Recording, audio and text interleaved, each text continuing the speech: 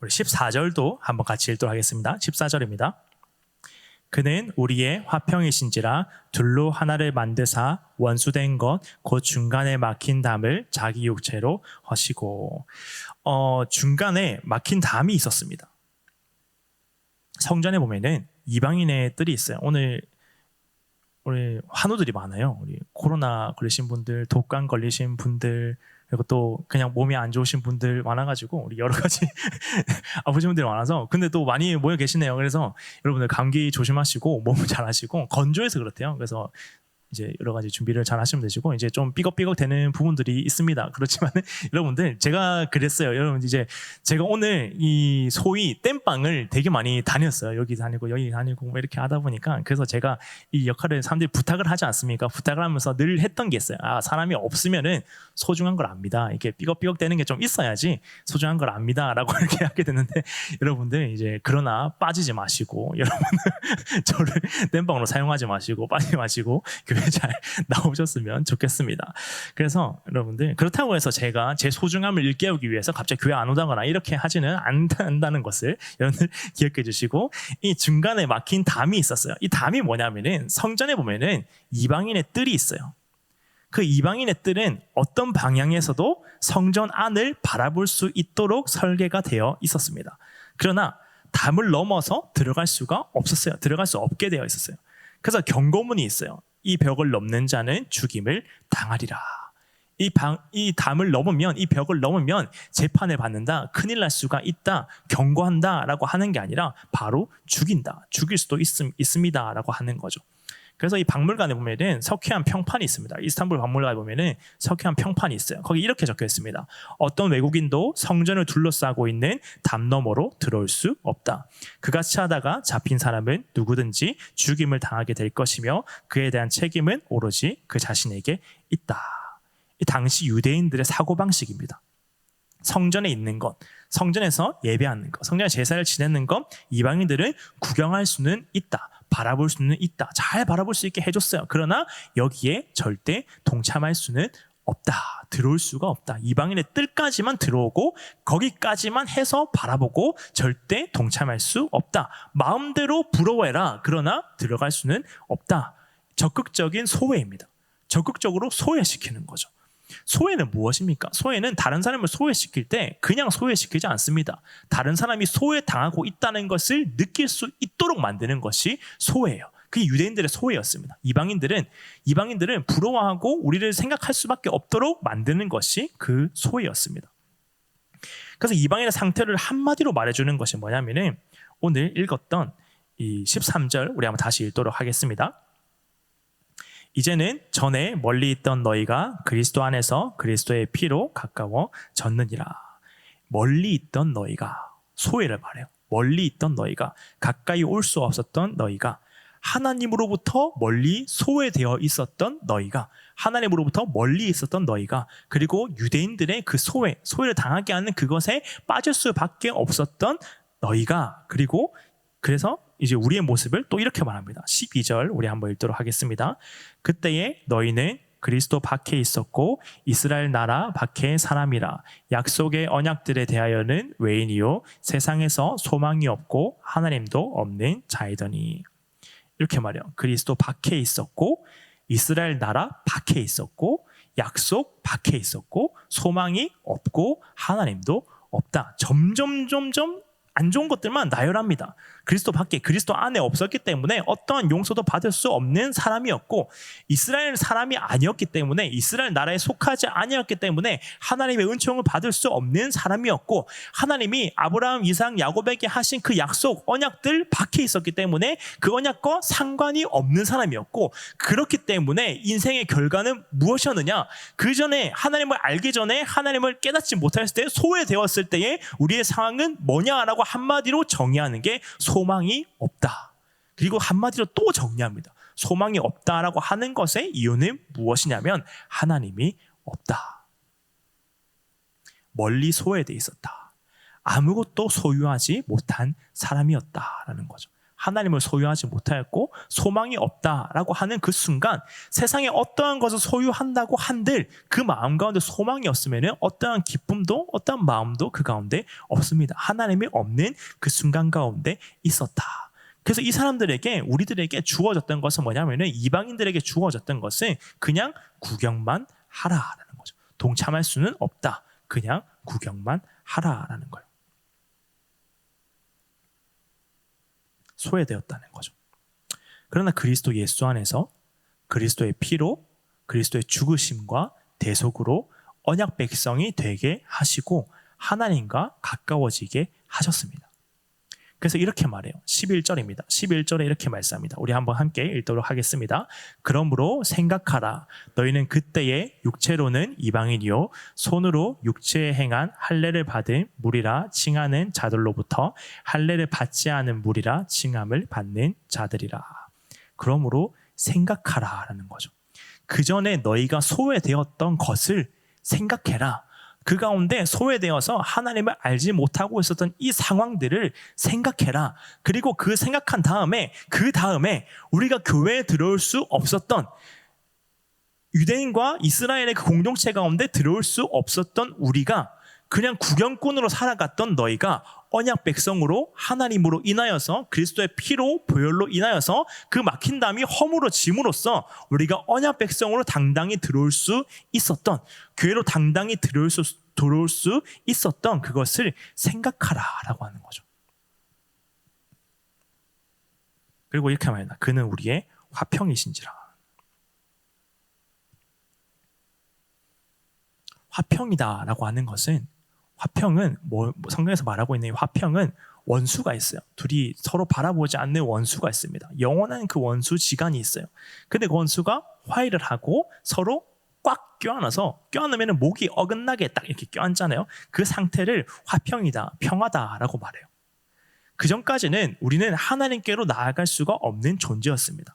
이스라엘 밖에 있었고 소망이 없었고 하나님도 소유하지 못했던 아무것도 할 수 없는 사람이었어요. 소망이 없었던 절망 가운데 있을 수밖에 없었던 사람이었습니다. 근데 그 가운데서 원수의 얼굴을 어긋나게 하는 하나님과 원수의 관계에서 다시 화평의 관계로 돌아서게 된 그 순간 그것을 그러므로 생각하고 있느냐라고 하는 거죠.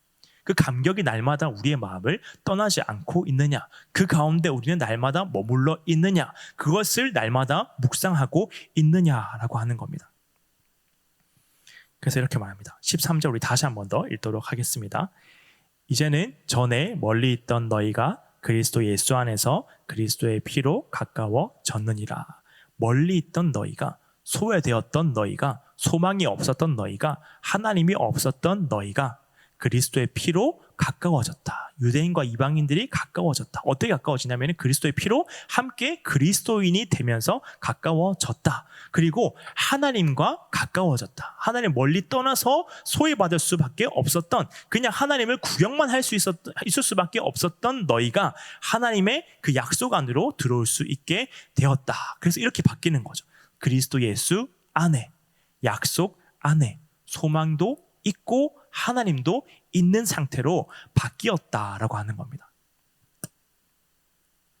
그리고 그 증거가 바로 예수 그리스도의 십자가예요. 우리가 하나로 될 수 있었다. 우리가 하나님께로 들어올 수가 있었다.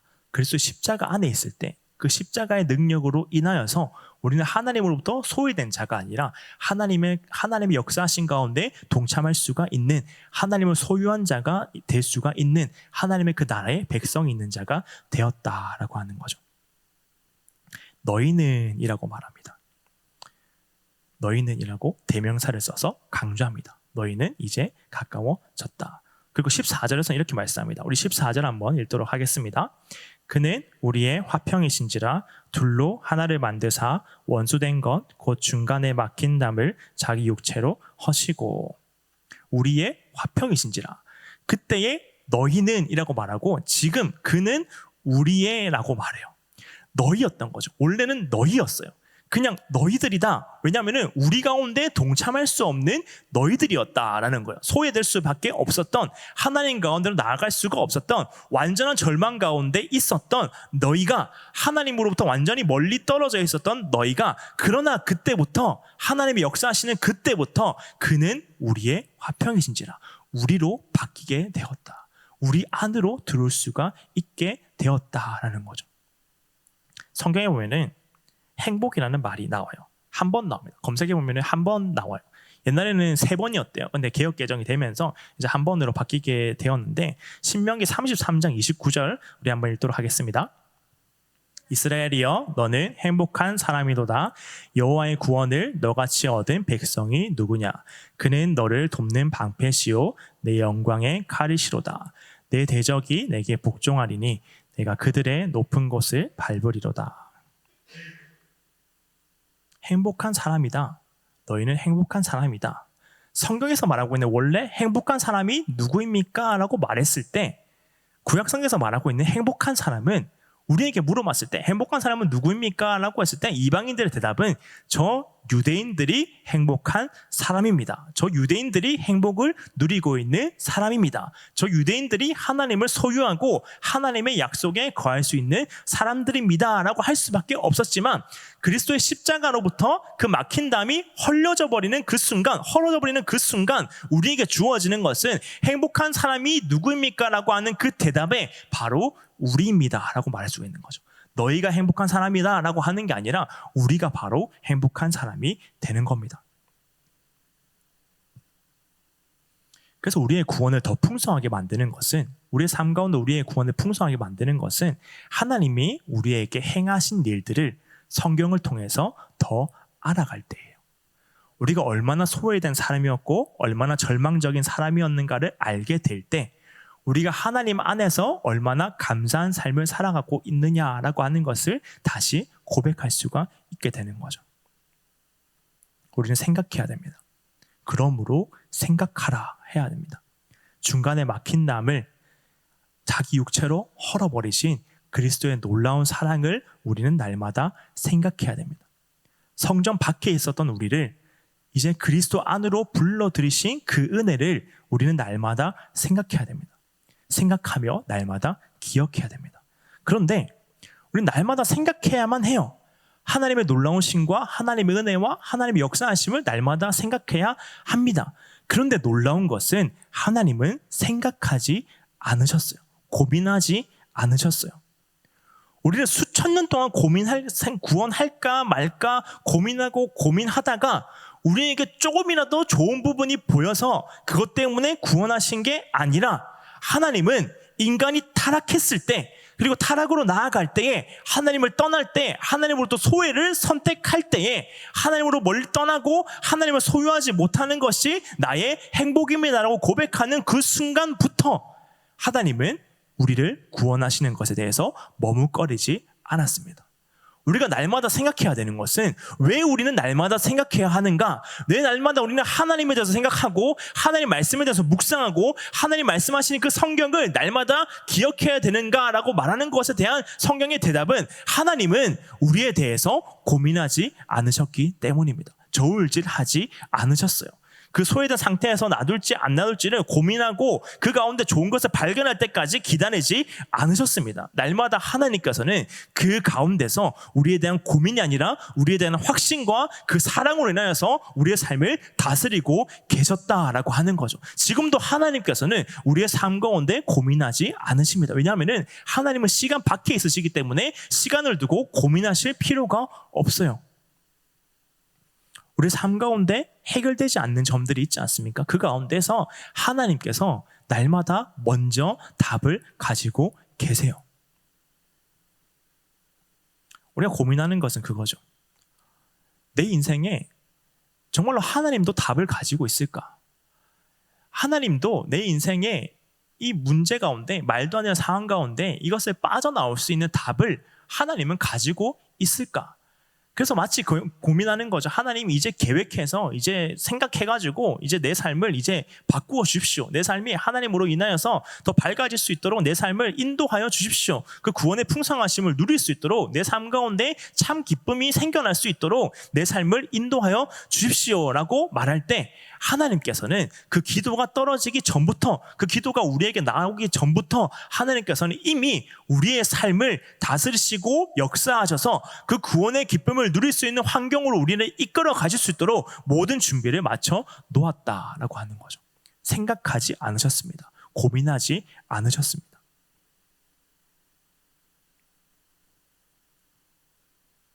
그 사랑이 없다면 우리가 하나님께서 우리의 답을 가지고 계신다라고 하는 확신이 없다면 우리 가운데 허무함이 찾아오는 거죠. 허무하고 공허하게 되는 겁니다. 사람은 누구나 자기 자신에게 하나님 삼을 만한 뭔가를 찾습니다. 누군가에게는 돈이 하나님이고, 누군가에게는 명예가 하나님이고, 누군가에게는 자기 자신이 하나님이 되는 거죠. 하나님 삼을 것을 찾으며 살아갑니다. 그리고 거기에 모든 소망을 둬요. 내가 이것 가지면은 내 인생은 소망이 있다. 내가 이것 소유하면은 내 인생은 희망이 있다. 그러니까 내가 이것을 가지고 있지 않을 때 내 삶 가운데는 희망과 소망을 찾아볼 수가 없다. 내가 원하는 것을 얻기 위해서는 반드시 이게 있어야지만이 내 인생 가운데 내 인생이 펼 수가 있다라고 생각하며 가는 거죠. 돈과 명예와 건강과 여러 가지를 하나님 삼으며 그것을 꾸미며 그것을 가지고 싶어서 반짝반짝거리게 닦아 놓으면서 내 삶 가운데 끊임없이 적용을 합니다. 하나님이 되시지 않는 상태인 거죠. 근데 결국에는 아무리 찾으려고 해봤자 하나님으로부터 멀리 떨어져 있는 소망을 내가 소유하려고 해봤자 거기에 공허하기 때문에 아무것도 있지 않기 때문에 그 마음 가운데 소망을 찾지 못합니다. 소외되었기 때문이죠. 완벽한 소외가 그 가운데 있었기 때문이죠. 근데 그 가운데 하나님께서 먼저 찾아오시는 겁니다. 소외된 자는 소외되었다라고 하는 것은 하나님으로부터 먼저 나올 수 없는 상태였어요. 그것이 허락되지 않았을 뿐만 아니라 소외된 자들은 그것을 원하지 않는 거죠. 하나님께 나오는 것을 원하지 않는 우리를 향하여서 적극적인 소외 가운데 빠져있는 우리를 향하여서 하나님께서 먼저 우리를 찾아오심으로써 그리스도 안에 우리를 있게 하셨습니다.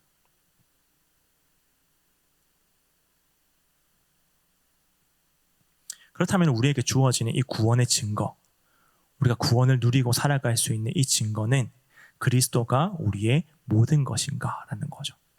그리스도를 전적으로 우리는 의지하고 있는가? 그리스도를 날마다 우리는 의지하면서 우리의 삶을 살아가고 있는가? 눈을 뜰 때 하나님을 먼저 생각하고 눈을 감을 때 감사를 먼저 생각하고 있는가?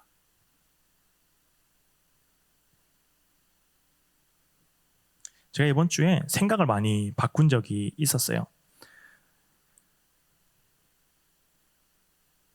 제가 이제 저희 처가가 또 신앙이 있지 않습니까? 그래서 교회에 오게 되면은 토요일 오게 되면은 주일에 오면은 그냥 저희 집에서 출발하는데 토요일 오게 되면은 저희 이제 처가에서 하룻밤 자고 이제 교회를 오거든요. 토요일 왔다가 하룻밤 자고 교회를 오거든요.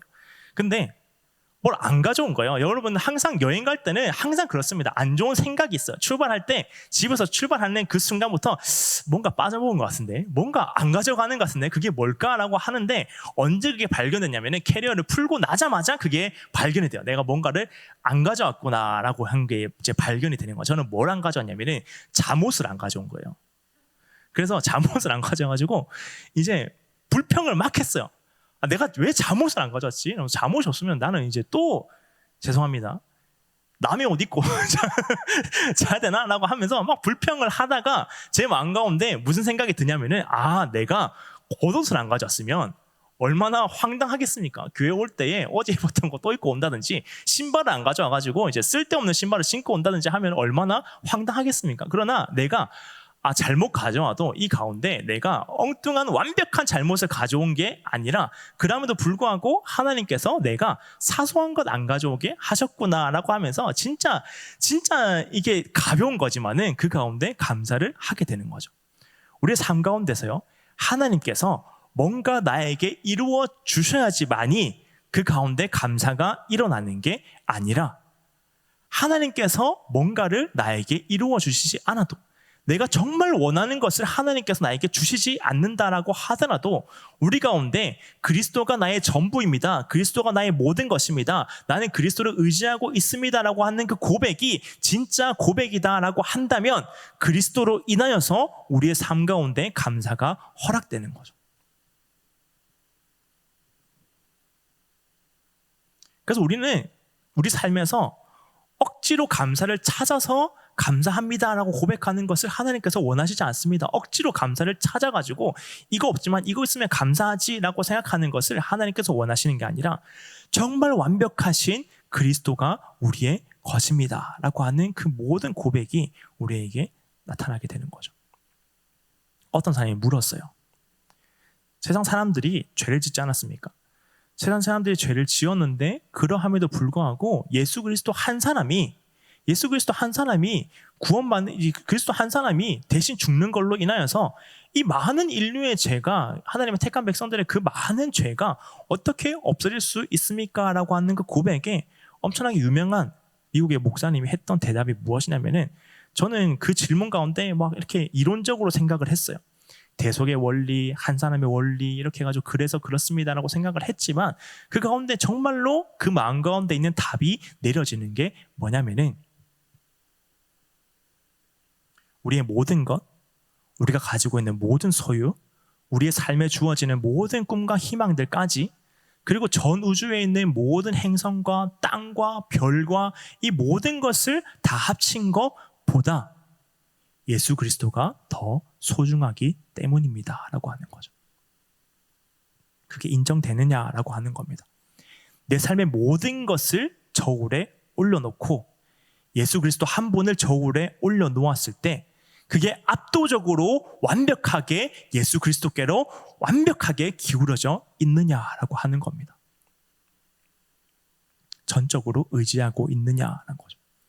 내가 가지고 있는 모든 것보다 예수 그리스도를 소유하는 것이 가장 우선되는 것입니다라고 하는 것을 고백하게 할 때에 하나님께서는 우리가 눈을 떴을 때 하나님을 생각하게 하시고, 우리가 눈을 감을 때 우리의 삶 가운데 그리스도로 인하여서 감사함을 허락하여 주시는 거죠. 그때 우리에게 주어지는 게 바로 소망입니다. 하나님을 소유하고 우리가 소망을 가지고 살아갈 수 있도록 하나님께서 허락하여 주시는 거죠. 같은 말이에요. 그리스도 밖에 있는 것을 깨닫는 것과 그리스도 안에 있는 것을 깨닫는 것은 같은 말입니다. 같은 말이에요. 어떻게 같은 말이 될 수가 있느냐라고 생각을 하지만 그리스도 밖에 있는 것을 깨닫는 것과 그리스도 안에 있는 것을 깨닫는 것은 같은 거예요. 그리스도 밖에 있을 때 그것이 얼마나 비참한 것인가를 깨닫는 것과 그리스도 안에 있을 때 그것이 얼마나 영광스러운 것인가를 깨닫는 것은 같은 말이에요. 그 비참함을 알고 있을 때, 그 비참함을 우리가 얼마나 소외된 사람이었는가를 알고 있을 때, 그리스도 예수 안에 있을 때 그것이 얼마나 영광스럽고 소망 있는 삶인가를 우리가 고백할 수가 있는 거죠. 저한테 목사님이 자주 하시는 말씀이 있어요. 항상 말씀하시는 게 뭐냐면은, 제가 고민을 가지고 있잖아요. 그러면은 이렇게 말해요. 대립적인 것은 상보적. 어제도 얘기했어요. 어제도 제가 열심히 이제 교육자실에서 뭐 준비하고 있는데 와가지고 대립적인 것은 상보적이다 이러면서 막 얘기. 그게 뭐냐면은 서로 반대되는 것은 반대되는 거고 이제 대립하고 있는 것은 알고 보면은 상호 보완적인 거다. 이제 함께 이제 이루어 가는 거다라고 하는 거죠. 그리스도 밖에 있는 것과 그리스도 안에 있는 것은 정말로 정반대에 있는 겁니다.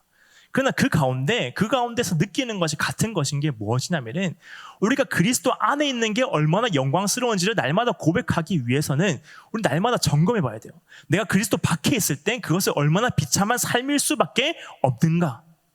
내가 지금 살아가면서 나에게 뭔가 주어지지 않는다고 해서 그것이 비참한 게 아니라, 내가 뭔가를 얻지 못하고 있다 해서 그것이 비참한 게 아니라, 그리스도 밖에 있는 거의 비참함이 얼마나 내 마음 가운데, 내 마음 가운데 소망이 없는 삶이었는가라고 하는 것을 날마다 기억할 때야만이 내가 그리스도를 소유한 것이 얼마나 위대한 것인가를 고백할 수밖에 없도록 하나님이 만드십니다. 내 안에 죄를 깊이 있게 깨닫는 것과, 내 안에 죄가 얼마나 큰 것인지를 깊이 있게 깨닫는 것과, 하나님이 얼마나 의로우신가를 깊이 있게 깨닫는 것은 같은 방향에 있어요. 내가 얼마나 큰 죄인인가를 깨달을 때만이 하나님이 얼마나 위대하신 분이신가를 깨닫게 하십니다. 그래서 내 안에 선해 보이는 것, 그래도 봐줄만하다 하고 생각하고 있는 것, 내 삶에 있는 그 깊은 생각, 내 삶을 소유하고 있는 그 모든 마음, 그리스도를 떠나서는 소망이 없고 하나님이 없는 거죠. 나의 꿈이 있어도 그 꿈이 그리스도를 떠난 꿈이다라고 한다면은 그 모든 것이 이루어진다고 한들 내 삶에 주어지는 것은 소망도 없고 하나님도 없다라는 거예요. 내가 뭔가를 얻고 싶지만 그것이 그리스도 밖에 있다라고 한다면, 내가 아무리 그것을 소유하고 누리고 잘 사용한다라고 한들 그것은 그리스도 밖에 있어서 소망도 없고 하나님도 없는 거죠. 멀리 있고 소외되어 있고 밖에 있는 것을 누리는 것밖에 되지 않습니다.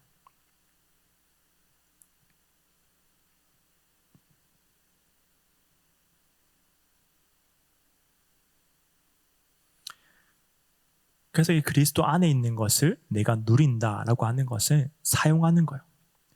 그리스도 안에 있을 때 그것이 얼마나 큰 나의 유업이 되는가라고 하는 것을 날마다 하나님께서 사용할 수 있게 해주시는 거죠.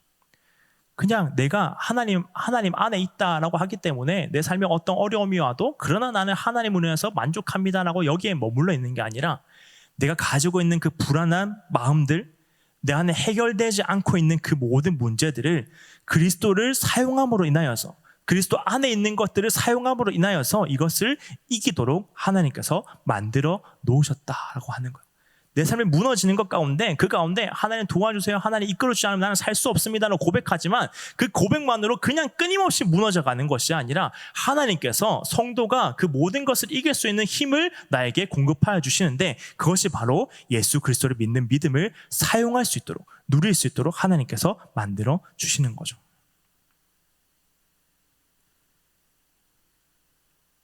성도는 그리스도의 피로 하나님과 가까워진 사람들입니다.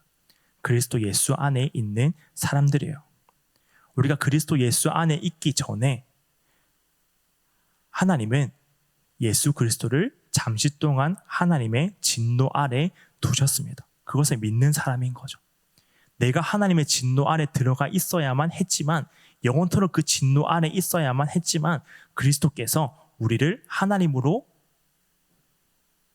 인도하시기 위하여서 잠시 하나님의 진노 아래 있었던 분이 계시다라고 하는 것을 믿는 그 믿음이 우리의 삶을 움직이고 있느냐라고 하는 겁니다.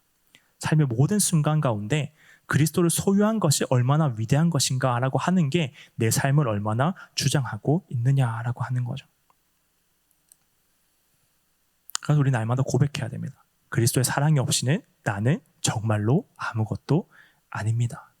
그냥 입술로만 고백하는 게 아니라 내 마음 가운데 정말로 인정되어서 그게 날마다 기도 가운데 머물러 있어야 돼요. 나는 정말로 내 삶에서 그리스도 예수를 빼는 그 순간 나는 완벽한 소외 가운데 소망 없음, 하나님의 없음으로 나아갈 수밖에 없었던, 그렇게 완벽하게 소망이 없었던 자입니다라고 하는 것을 우리가 고백할 때 그 이름 안에 있는 그 놀라운 풍요로움들을 우리가 가질 수 있는 것이죠.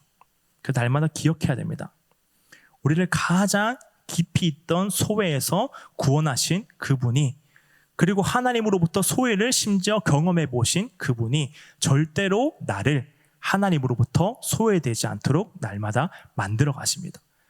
절대로 나를 하나님의 나라에서 소외되지 않도록 나를 만들어 가십니다. 절대로 나를 그 하나님의 능력에서 소외되지 않도록 만들어 가세요.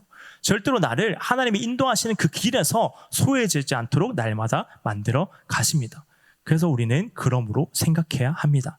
하나님은 지금도 날마다 우리의 삶의 가운데서 임재하고 계신다. 날마다 역사하고 계신다. 그리스도를 소유한 것으로, 그리스도를 이루어가는 것으로, 그리스도를 만난 그 모든 마음으로 인하여서 우리가 하나님으로부터 멀어지지 않도록 날마다 우리 마음을 주장하고 계신다. 그래서 날마다 여러분 그리스도를 사용하십시오. 우리의 삶 가운데 하나님으로부터 소외가 느껴지지 않도록, 하나님의 능력으로 인한 그 소외가 느껴지지 않도록 그리스도를 사용할 수 있는 우리의 모습이 되었으면 좋겠습니다. 우리 한번 기도할 때에 완벽한 소외였습니다. 성경은 하나하나 우리가 소외될 수밖에 없었던 이유를 말해요. 그리스도 밖에 있었기 때문에 너희는 소외를 경험할 수밖에 없었던 사람들이다. 이스라엘 사람이 아니기 때문에, 이스라엘에 이루어졌던 그 언약 밖에 있었기 때문에 너희는 완벽하게 소외될 수밖에 없었던 사람들이다. 그래서 우리의 삶의 결과는 소망이 없는 것, 하나님이 없는 것.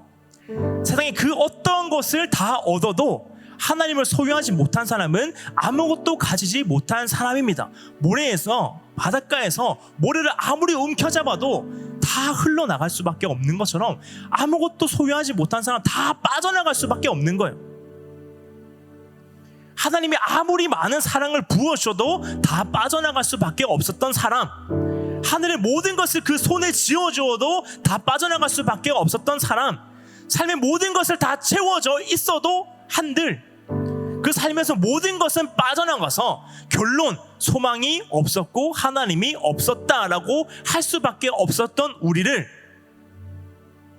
대신해서 그리스도는 소외를 당하신 거죠. 소외당하셨습니다. 십자가에서 철저히 버림받으셨어요.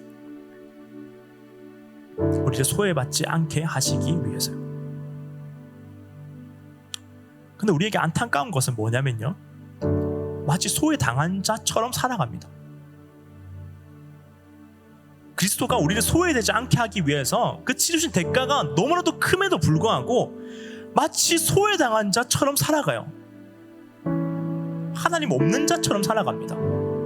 소망 없는 자처럼 살아가요.